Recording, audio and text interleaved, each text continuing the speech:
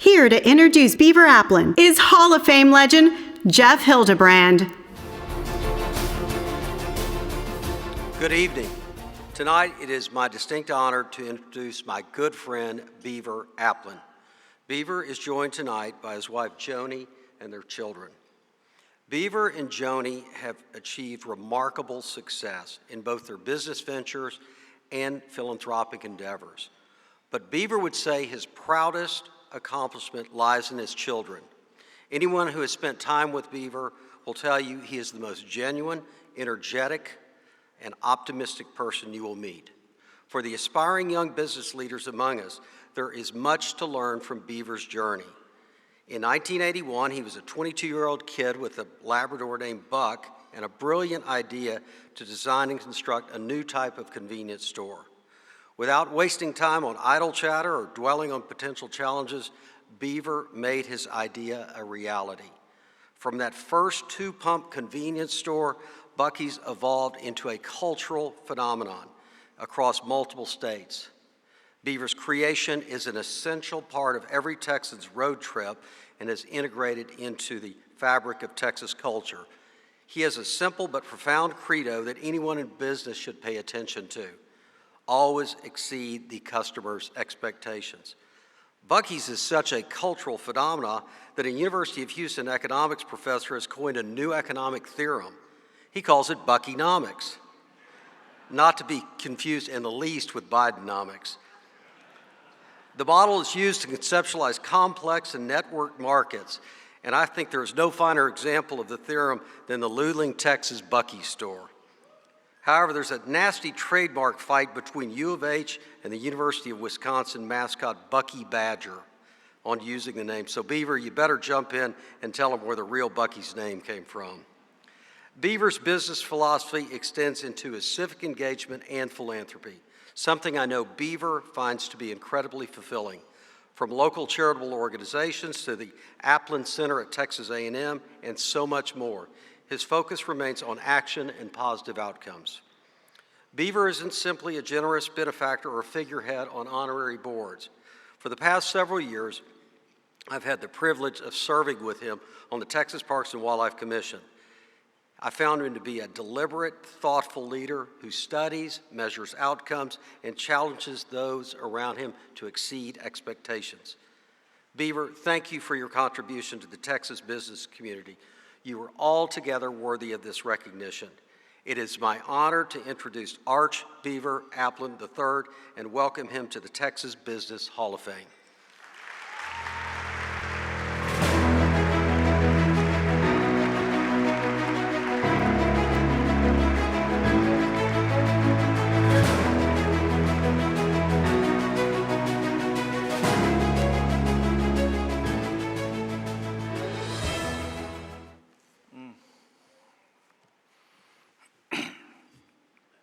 Thank you, Jeff. It's quite an honor to be here in front of so many friendly faces and so many deserving people. I don't even know where to start. My friend Jeff and I, as he mentioned, got to serve on Texas Parks and Wildlife Commission together for quite some time now, and it's been quite an experience. And I'm here to tell everyone that our parks and our wildlife are in good hands with our commission and with our new chairman, Jeff Hildebrand. So y'all should.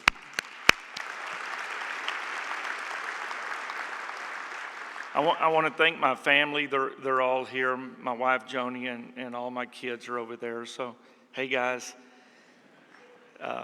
Thank y'all. This video is the first time I saw it right there. So I didn't know. They said some really nice things. And so, I very much appreciate that.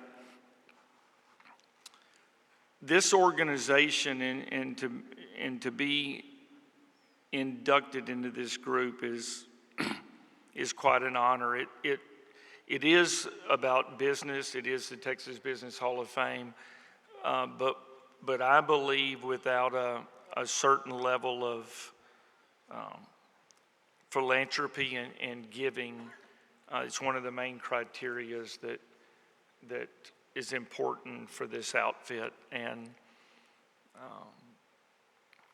I'm starting to realize more and more and feel more and more the opportunities and the obligations to give back for the blessings that we have had in our family. And this started out in 1982 with a 3,000 square foot convenience store, like I said, that I named after my Labrador Retriever, and I made my logo a beaver because that's my nickname. But it never occurred to me that it would turn into all of this. And so those kind of blessings that have been bestowed on myself and my family, I think it's incumbent on us to give back. There's a lot of places to give. It was mentioned on the thing. My alma mater is Texas A&M University, and so that is obviously important to me and why we're there, but there's lots of other opportunities as well, and so that's a big thing in this group. We had recipients that we honored today, incredible young people with great entrepreneurial spirit that are going to do some really neat things in life, and that's really what this is all about, I think, is helping support the next generation of people that are going to do special things in Texas. And speaking of Texas, I also heard, I think that we're the 9th largest economy in the world. So wrap your mind around that a minute.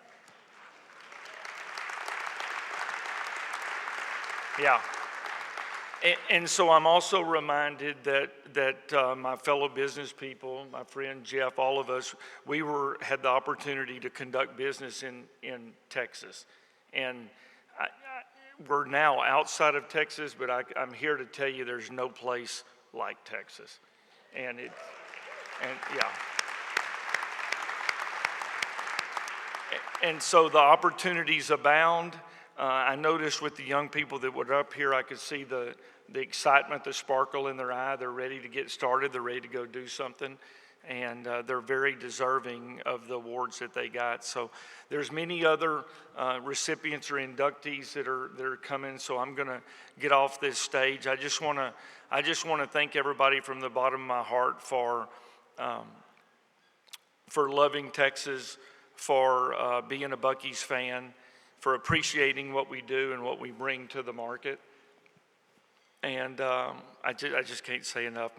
As my 5th grade teacher told me, Mrs. Bankson, one day, and I didn't understand it then, I understand it now. She said, her cup runneth over, and my cup runneth over.